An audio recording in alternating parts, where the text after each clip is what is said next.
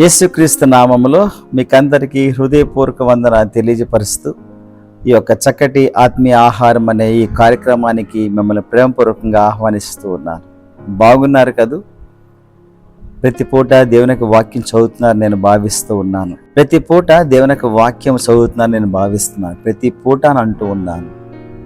ఉదయం, మధ్యాహ్నం, సాయంకాలం, రాత్రి ఎంతగా దివారాత్రము దేవునికి వాక్యాన్ని ధ్యానించమన్నాడు. కాబట్టి ప్రతి పూట చదివేటువంటి వారంగా ఉండాలి. విశ్వాస యాత్రలో కొనసాగేటప్పుడు నిజంగా చాలా అడ్డంకులు వస్తూ ఉంటాయి.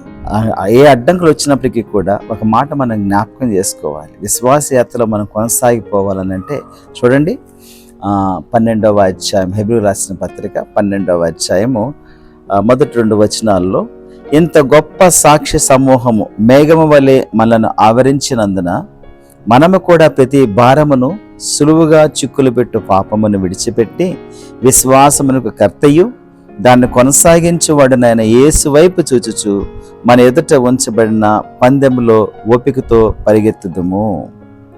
ఆయన తన ఎదుట ఉంచబడిన ఆనందము కొరకై అవమానమును నిర్లక్ష్యపెట్టి సిలువను సహించి దేవుని సింహాసనం యొక్క కుడి పార్శ్వమున ఆసీనుడై ఉన్నాడు.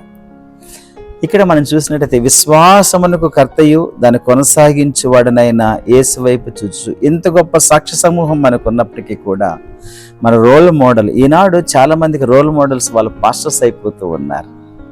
చాలా మందికి సెలబ్రిటీ పాస్టర్సే వాళ్ళకి రోల్ మోడల్గా అయిపోతూ ఉన్నారు. ప్రియమిత్రమా, దేవుని యొక్క వాక్యం ఏమి సెలవిస్తుందనంటే, మనకు నిజమైన మోడల్ మనం ఎవరిని చూచి అవలంబించాలనంటే యేసు ప్రభు వైపే చూడాలి. ఎందుకనంటే విశ్వాసమునకు కర్తయు దాన్ని కొనసాగించువాడని యేసు వైపు చూచుచు మనం వెళ్ళేటువంటి వారముగా ఉండాలి. అలా కాకుండా ఏదో ఒక పాస్టర్నో, లేకపోతే ఒక గొప్ప ప్రసంగికుడినో, లేకపోతే ఇంకెవరినో గొప్ప దైవజనుడినో మనం వెంబడిస్తే అది మనకు సబబు కాదు. వారిని మనం గౌరవించాల్సిందే, కాదనట్లేదు. వారిని మనం ప్రేమించాల్సిందే, ఎటువంటి సందేహము లేదు. వారు చెప్పినట్టుగా మనం చేయవలసిందే, అందులో ఎటువంటి తోడ్పాటు లేదు. అయితే they are not our role models. మనకు రోల్ మోడల్స్ యేసు ప్రభులు వారే. మనము ఒకవేళ మన జీవితంలో సరిచూసుకోవాలనుకుంటే ఎవరితో సరిచూసుకోవాలంటే యేసుతోనే. యేసయ్యలాగా మనం మాట్లాడుతూ ఉన్నామా? యేసయ్యలాగా మనం జీవిస్తూ ఉన్నామా? యేసయ్యలాగా మనం బోధిస్తూ ఉన్నామా? యేసయ్యలాగా మనం పరిచర్య చేస్తూ ఉన్నామా?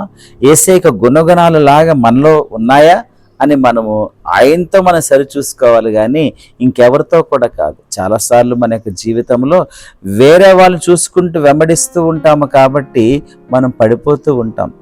అసలు విశ్వాస జీవితంలో ఒక 3 విషయాలు ప్రాముఖ్యంగా మనం జ్ఞాపకం చేసుకోవాలి.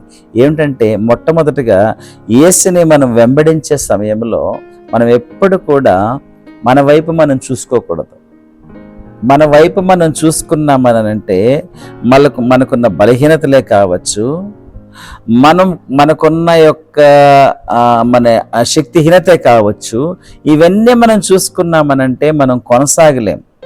మన శక్తిని బట్టి మనం వెళ్ళకూడదు. దేవుని యొక్క శక్తితో నింపబడేటువంటి అవసరం మనకున్నది. మన యొక్క బలహీనతలు మనం చూడకుండా ప్రభు ధారాళంగా ఇచ్చేటువంటి హస్తాన్ని మనం చూచేటువంటి వారముగా ఉండాలి. పేతురు తన యొక్క లైఫ్లో తను చూసుకొని, ప్రభువా పాపాత్ముడు నా ఎదురు నుంచి వెళ్ళిపోని అన్నాడు.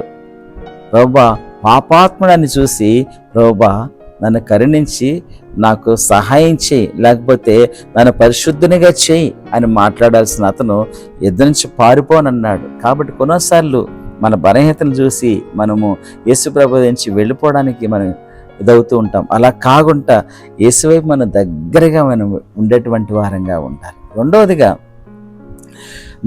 మనకున్న సర్కమ్స్టాన్సెస్, మన పరిస్థితులను బట్టి మనం పడిపోతూ ఉంటాం. పరిస్థితులు మనం ఆవహించినప్పుడు ఘోరమైన తుఫాన్లే కావచ్చు, హోరుగాలిలే కావచ్చు, మన వైపు ఎంత వీచినప్పటికీ కూడా మనం యేసు వైపు చూచేటువంటి వారముగా ఉండాలి. అదే పేతురు మనం తీసుకున్నట్లయితే, పేతురు మరి నీళ్లపై నడుస్తున్న సమయంలో చక్కగా నడిచాడు కదూ. అయితే గాలిని చూచి భయపడిపోయాడు, భయపడి మునిగిపోసాగాడు. కాబట్టే ప్రభు అన్నాడు, అల్పవిశ్వాసి ఎందుకు సందేహించితివి అని అన్నాడు. కాబట్టి విశ్వాస యాత్రలో మనం పరిస్థితుల వైపు చూడకుండా యేసు వైపు చూచేటువంటి వారముగా ఉండాలి. థర్డ్లీ, మూడవదిగా, చాలామంది మనుషులను చూసి పడిపోతూ ఉంటారు. అరే, వారు ఈ విధంగా జీవించి ఇప్పుడు ఇట్లా అయిపోయాడేంటి అని చాలామంది అలా చూసి కూడా నిరాశతో వెనక్కి వెళ్ళిపోయిన వారే. పేతురు కూడా తన యొక్క లైఫ్లో చూస్తూ యేసుప్రభు అంటాడు, నన్ను వెంబడించమని చెప్తూ వెంబడిస్తూ ఉన్నప్పుడు వెనకాల మరి యోహాను వస్తూ ఉంటే వెనక వైపు చూసి ఏమంటాడో తెలుసా? ప్రభువా అతని సంగతి ఏమిటి అని అడుగుతాడు. అప్పుడు ప్రభు ఒక మాట అంటాడు, నేను వచ్చే వరకు అతడు ఉండుట నాకు ఇష్టమైతే అది నీకెందుకు, నువ్వు నన్ను వెంబడించు, ఫాలో మీ అని అన్నాడు. కాబట్టి వేరే వాళ్ళ వైపు కూడా మనం చూడకుండా యేసు వైపే మనం చూస్తూ ఉండాలి. కాబట్టి జ్ఞాపకం చేసుకోండి, నీ వైపు నువ్వు చూసుకోకు, ఇతరుల వైపు నువ్వు చూడవద్దు, అలానే పరిస్థితుల వైపు కూడా చూడకూడదు. అప్పుడు నువ్వు విశ్వాసంతో చక్కగా ఎదుగుతావు. విశ్వాసంలో, అధికమైన విశ్వాసంలో నువ్వు వెళ్ళిపోతూ ప్రభుని పెట్టేటువంటి వారముగా మనం అవుతాం. ఆ రీతిగా మనం తీర్మానం చేసుకుందామా? చక్కటి విశ్వాసంతో ముందుకు మనము సాగిపోదాం. ప్రార్థన చేసుకుందాం. ప్రేమగల మా దేవ, కృపగల మా రక్షక, మీకు వందనాలు, స్తోత్రాలు చెల్లించుకుంటూ ఉన్నాం. చాలాసారి విశ్వాసంలో మేము పడిపోతూ ఉన్నాము నాయన. కారణాలు ఈరోజు మాకు తెలిపినందుకు మీకు వందనాలు నాయన. మేము మా వైపు చూసుకుంటూ, దాని ఇతరుల వైపు చూచుకుంటూ, పరిస్థితుల వైపు చూచుకుంటూ అల్ప విశ్వాసంలో మునిగిపోతూ ఉన్నాం. అలా కాకుండా ప్రభువా, విశ్వాసము కర్తయు దాన్ని కొనసాగించడం మీ వైపే, ఎల్లప్పుడూ మీ వైపే చూచుకుంటూ మా జీవితాలు కొనసాగించేటువంటి కృపను మాకందరికీ దయచేయండి అయ్యా. అయ్యా మీకు వందనాలు. మా ప్రియులందరినీ మీరు దీవించండి, దీని ఆశీర్వాదాలతో వారిని నింపండి. ఈరోజు వారు ఏ పని చేయాలనుకుంటున్నారో ప్రభువా, మీ శక్తితో నింపండి, మీ జ్ఞానం ఇవ్వండి, మీ నడుపుదల వారికి దయచేయవలసింది వేడుకుంటూ జయ జీవితం ప్రభువా జీవించి ఈ యొక్క సాయంకాల సమయంలో మరొకసారి కూడుకొని ప్రభువా వీరందరూ అయినా ప్రభు మేము స్తుతించేటువంటి భాగ్యము దయచేయవలసిన వేడుకొని యేసుక్రీస్తు నామములో అడిగి వేడుచు ఉన్నాము తండ్రి. Amen. Amen. Praise the Lord. Thank you so much. God bless you once again. Have a wonderful day.